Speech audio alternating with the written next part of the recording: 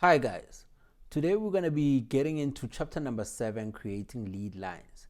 The objective of this chapter is that after you're done basically going through this chapter, you would have learned the following: creating a melody with melodic writing techniques, be able to create melodic intervals with the stem tool, understand the basic parameters of the monophonic synthesizer, be able to create musical patterns with an arpeggiator, and program different lead parts with different lead sounds. I, on the other hand, in this chapter, will be concentrating on the stem tool. Then I'll move in teaching you guys about the MiniSynth. And then from there, we'll end the chapter by speaking about the piano roll arpeggiator. Let's get right into it. Now that we have our FL Studio open, I want to load myself a plugin. And the first thing I'm going to teach you is the stem tool. So let's first start by loading MiniSynth.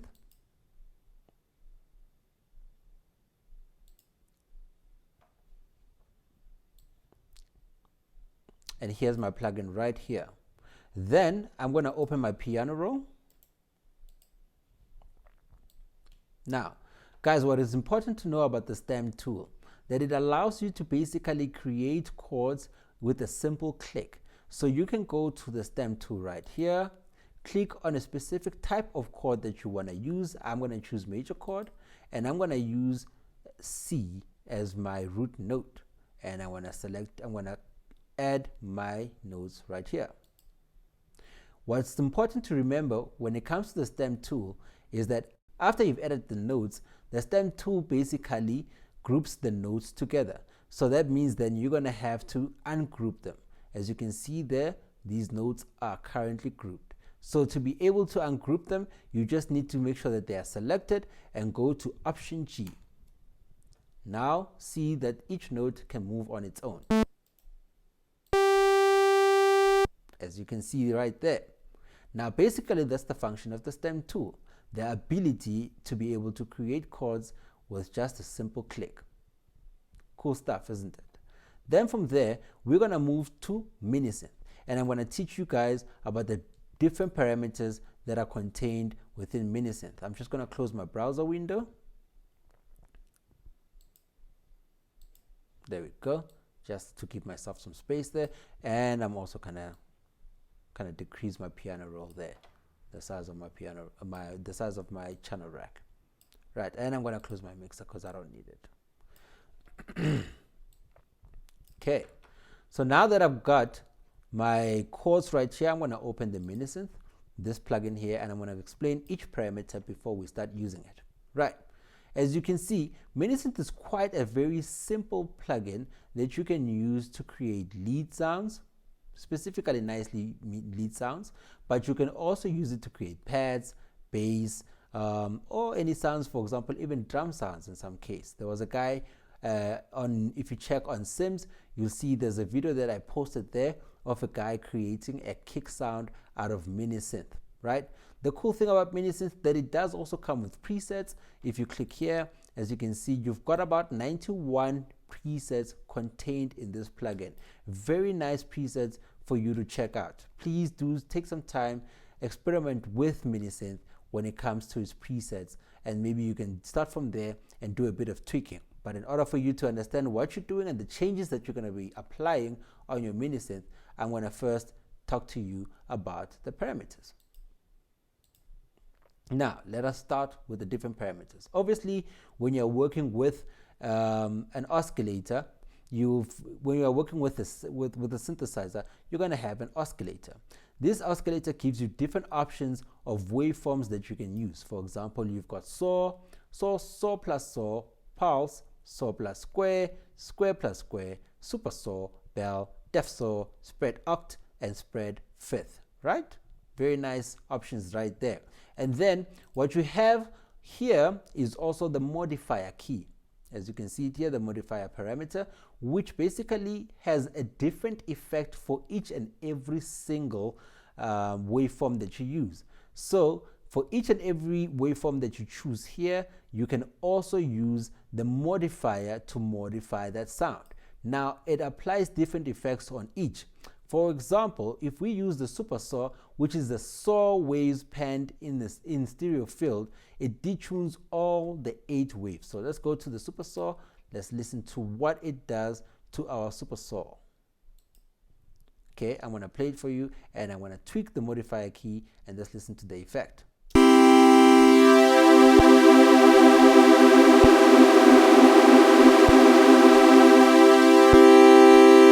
As you could hear, they detune off the 8 voices involved within the super saw.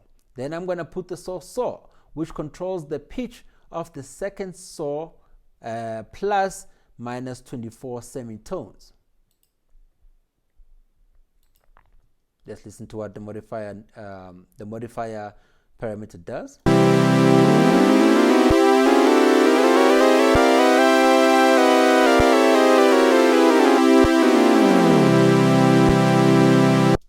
Then I'm also going to try it out on the bell, which also now in this case adds in additional spectral frequencies.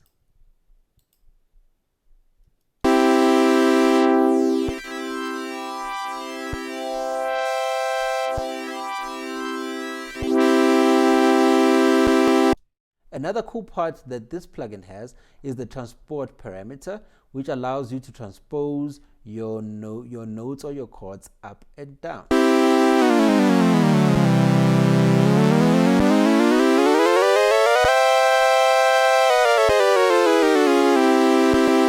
Right? And then it also allows you to add noise, which also in turn allows you to create percussive sounds, for example, like a snare or a kick. Please, again, I repeat, there is a video that I've loaded on Sims that you can basically go check a guy out creating a kick sound using some of these parameters quite nicely. Then we're going to go to our voice mode section, right? On our voice mode section, you find poly, mono, and lead. Now, the difference between poly and mono or lead, right, is that poly allows you to play 2 keys at the same time. Right, as you can hear here, I'm playing a chord. But as soon as I choose mono, there we go. Just listen now. And if I choose lead, you also just from these both parameters here, you hear one sound. Yeah, you just hear one note playing at that time. But when you choose poly, that allows you to play more than one note at a time. Now, the difference between mono and lead is that with mono, when you play 2 notes at the same time, if your target is to play 2 notes at the same time, you would basically have to re-trigger the other note to be able to get the other note to play back. With lead, even when you are playing 2 notes at the same time, you won't have to play the same note again to re-trigger it. For example, I'm just going to do a quick example here under the mono track. If I, let's say, play 1 long note there, and I decide to bring this note right here. Let me just bring this note in. Obviously now, my aim would be to try and get this note, right, or play this, and then after it's done playing the E, then it needs to go back to playing the C. But let's listen to what mono does. You get that? It just stops, meaning that you would have to basically re-trigger it again for the note C to play. You hear that? But in the case of lead though, I can now simply just stretch my C note and have my E play, and it will come back here without me re-triggering it. You get that? And that basically works nicely with the slide tool, which kind of has the same effect as the slide note over here. If you guys remember the slide note, this note with the triangle right here, we've spoken about it in our previous chapter. So now I can create a nice slide between my notes as I add the other note. There you go, right? So you can use this nice slide function to create quite nice gliding leads from one note to another and back. Then we go to our mod wheel. What is important to know here is that this section will not function without a mod wheel controller connected to it. And that's a very important information to know. But What this basically does is basically select the modulation targets, right? In terms of when you're using the mod wheel, either on your MIDI keyboard or if you've got some form of controller that has a mod wheel on it, right? And then in the case of filter, modulation will then be applied on the cutoff filter. In the case of the LFO, modulation will affect the LFO speed. And then with this knob right here, the multiplier for the mod wheel effect, right? Then we're going to move to our oscillator envelope. Now, we've spoken about the envelope countless of times in the previous chapters, but I will remind you about it. Remember, attack basically affects how long it takes for your instrument to get to its loudest level, right? And then decay affects how long it takes for your instrument to get to the sustain level. But sustain is basically the level your instrument functions with, while release tells you how long it will take for your note to die off after you've let go of your note. So if I increase my note right here, my release function right here, and I press a note, it dies much more. It takes time to basically get to 0, right? If I put it on 0, it dies out very quickly, isn't it? Right. Then moving on to our filter, right? Now, a filter basically has this section right here where it combines both the resonance and the cutoff, right?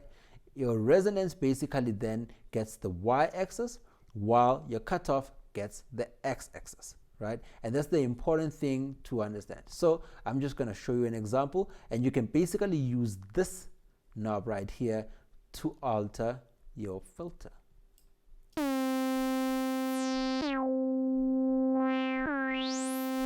The cutoff. What's important to know about this filter is that it basically uses a low pass filter, right? So if I am here, right, I've got 0 resonance going, but in this case, my filter is basically cutting off my high frequencies. Listen to this. And then I bring it up. I'm opening up.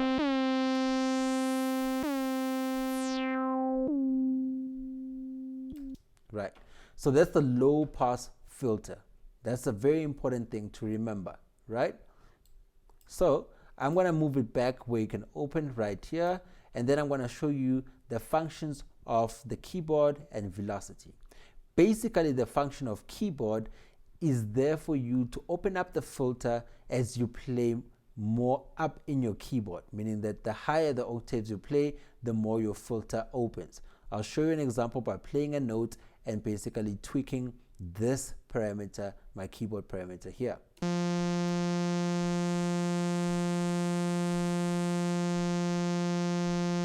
As you can hear, it opens up a bit, but it wasn't a good opening, right? Let's try making it a bit duller and then going for it again.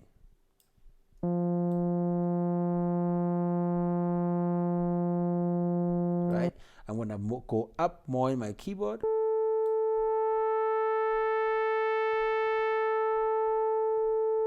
Play a louder note, a higher note again. You hear that? So every time now I go up more in my keyboard, like an octave higher or in higher pitches, basically what happens is my filter opens up, right? And then in the case of velocity, in this case, what this parameter does is every time, or the harder you play a note, the more your filter opens up, right? Let's check that out.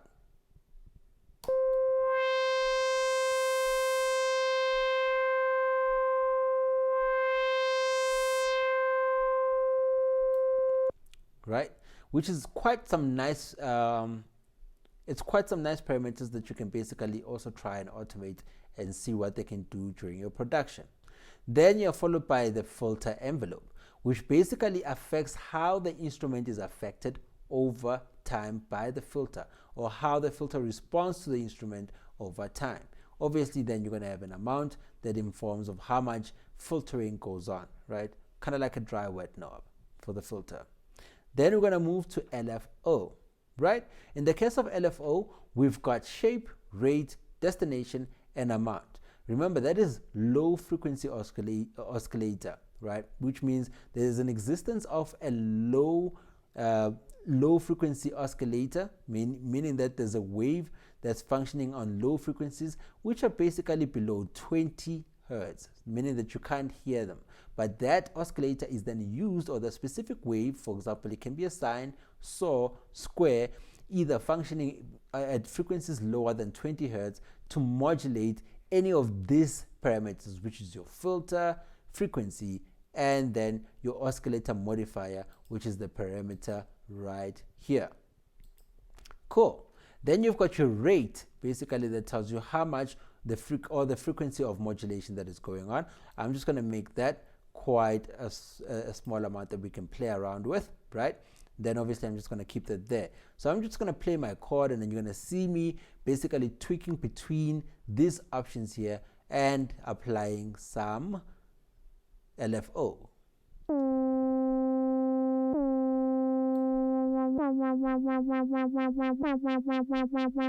Right now, basically now I'm affecting the filter.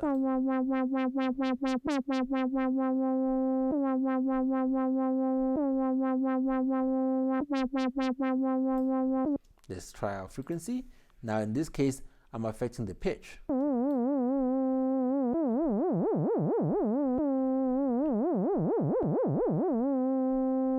As you can see, this parameter basically pushes between negative values and positive values, which creates some quite interesting differences for my LFO. Now I'm going to go to my oscillator modifier.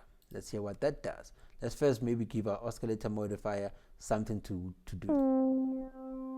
There we go. Then we go to our LFO.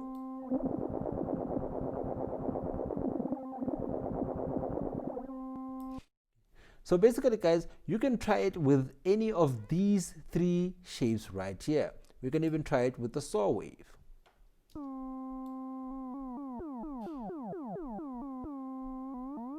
Let's check the filter out with the saw wave. There we go. Or we can try it with the square wave.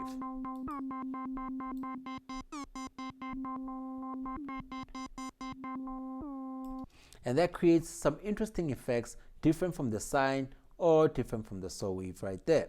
Then lastly, in terms of the parameters on this plugin, is the effects.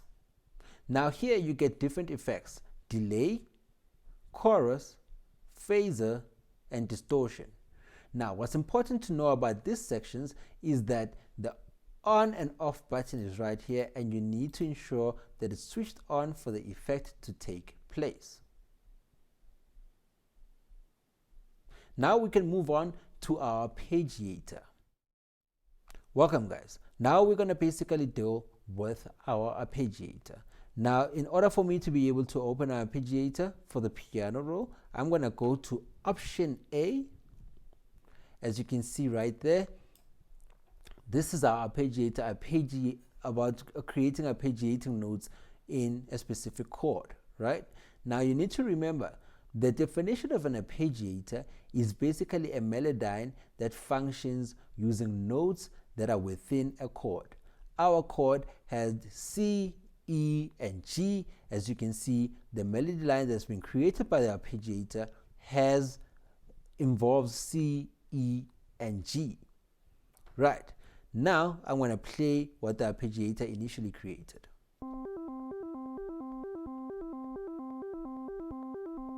Right. I'm just going to open up that sound right there a bit more.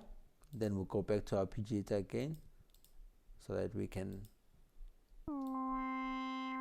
let's just give it some nice sound right there. Okay, cool. I think we can work with that. Right, I'm going to go Option A again.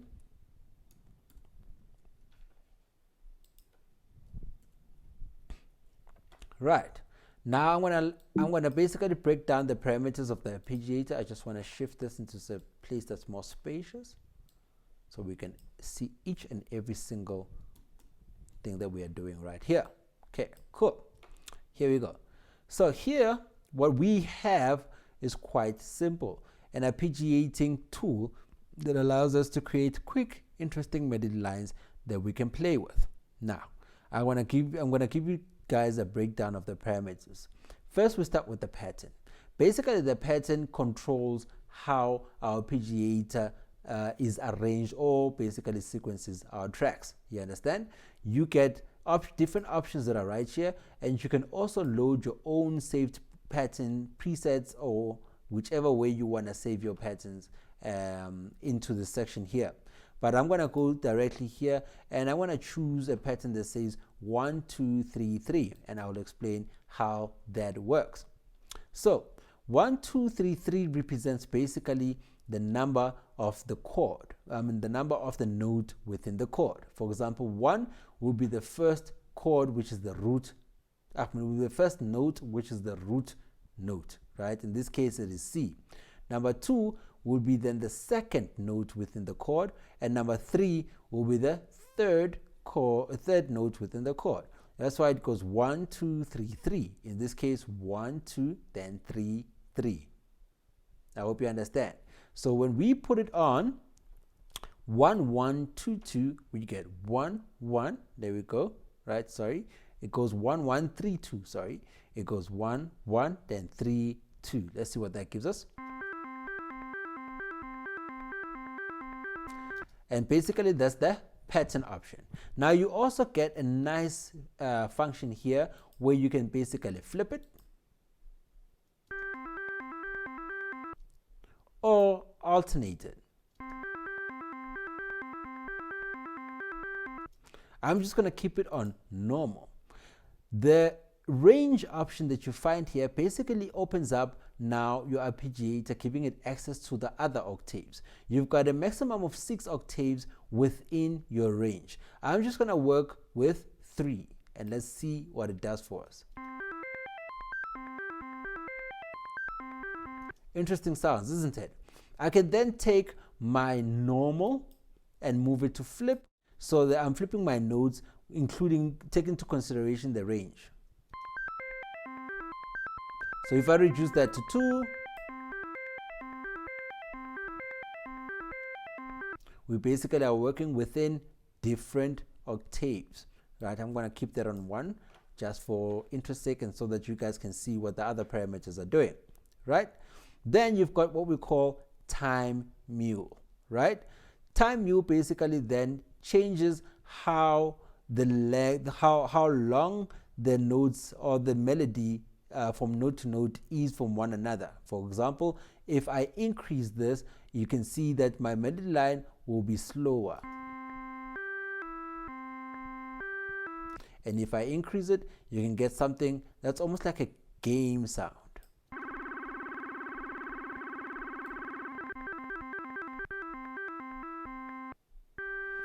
So if you move it to the left, you are making the notes between each note quite faster. If you move it up, basically your melody line will become a bit slower, or notes between each note, there will be some greater distance. I'm just going to keep that in a minute. And then gate. What the gate does, basically, it determines the size of your notes. So if I move my gate to the back, you get much more staccato sounds. And the longer I make it, the more I stretch it. So it's almost like gating your note, if you understand what I'm talking about. Then we've got the sync option, as you can see it right here. Now, what this sync option basically does is it selects the event that determines the end of the arpeggiating loop. That's the important part. It determines the end of the arpeggiating loop. So this is, for example, the loop right here. And basically, when you choose between these options right here, you basically determine the length. In the case of time, time disables the repetition of your arpeggiating loop, while block basically ends the loop considering the time all the chord notes are turned off. So as soon as your chord notes end, right? So if I go close here and I select my notes and I shift them backwards, watch what happens to my arpeggiation now when I press option A. You see that it ends right where my notes ended, right? And then That will be block. Sorry guys about that. That will be the block option. Right? And then the chord also functions the same way. Just know that. But in the case of the chord, it now depends on a specific note, if you get what I'm saying. What happens is when one note ends within your chord at an earlier time in comparison to the other, the arpeggiation will not include that note going further. So I'm gonna go close this, and then I'll show you by basically stretching these two notes here, right? And then I'm gonna apply my arpeggiation. So my loop that includes this note will end in this note, but these notes will continue creating more arpeggiation, right, within these two notes right here. So I'm gonna go Alt again, A with my arpeggiation. As you can see, G ended early, right, earlier than these two notes. So G then ended before this quarter note right here, and then from the rest of here, what happens is then the E continued and my C continued. As you can hear, this is what we have now.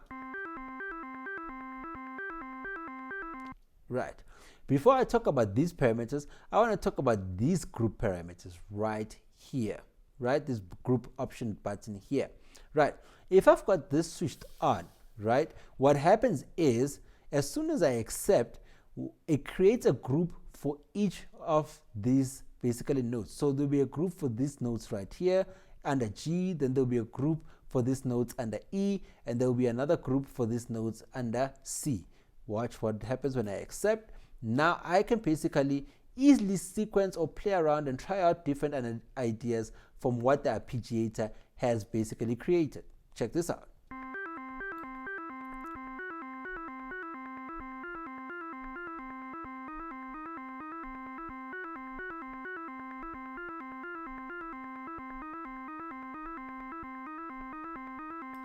See, quite easy editing that you can now do further by shifting notes up and down, because now they're easily grouped. Now you've got a new pattern that comes from your arpeggiator. Right. Then I'm going to go again, option A, just to talk about these parameters here that are pan, volume, release, modulator X, modulator Y, and then pitch.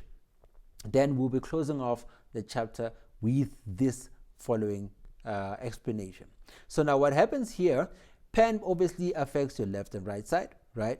Now what I'm trying to show you is, or what I want to speak about, is in the case of if you want to adjust these parameters, moving this level up and down will not help you, basically, right? What you do need to do though is click on the specific parameter. As you can see, what happens here is that in the control section, they change, right? So it's almost like you're selecting the parameter. So if I select pan, right, then I'm basically now dealing with the pan option, and then I can accept, and then I can basically go and change each note the way I feel it would work for my lead in this case.